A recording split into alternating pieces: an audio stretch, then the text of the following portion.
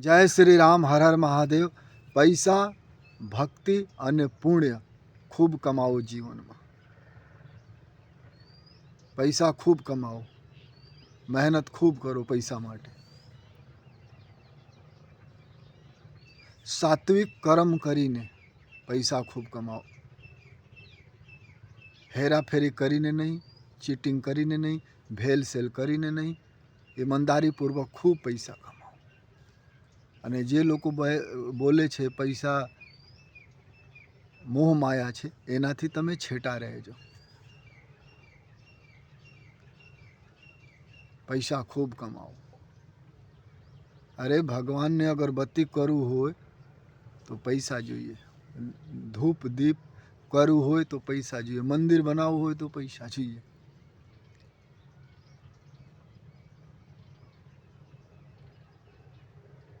પૈસા ખૂબ કમાવો,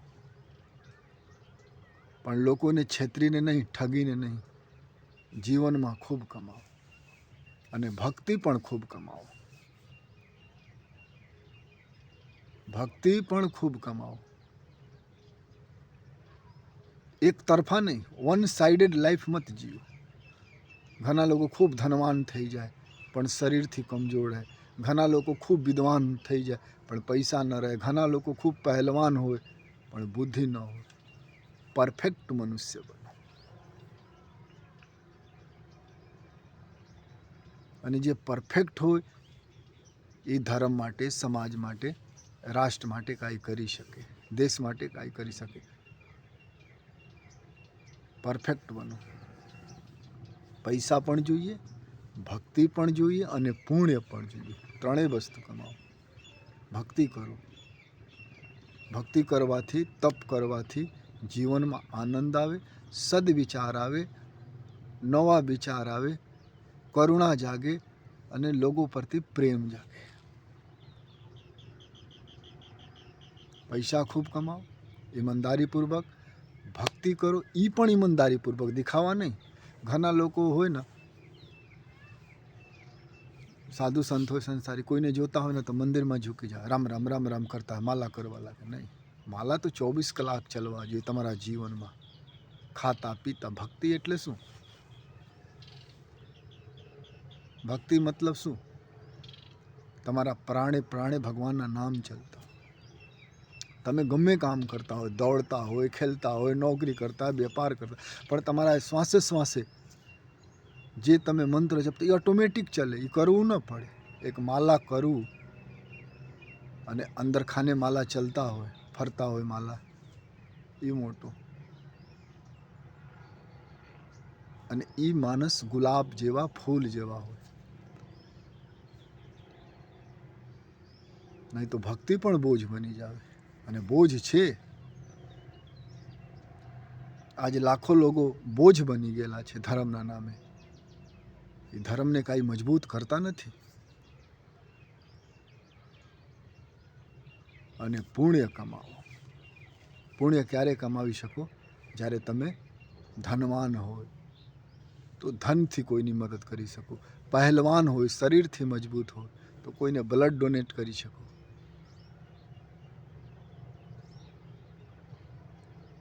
કોઈ કમજોર માણસને ઉઠાવીને દવાખાના લઈ જા શકો, કરી શકો મદદ. કોઈ આશ્રમમાં શરીરથી મદદ કરી શકો.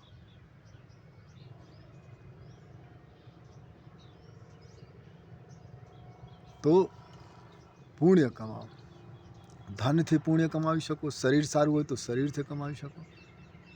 શરીર રોગી હોય તો તમે પુણ્ય કેવી રીતે કમાવી શકો? તમે તો દુઃખી રહો. અને યાદ રાખજો, શરીર રોગી હોય તો એ પૈસા, ભક્તિ કામના નથી.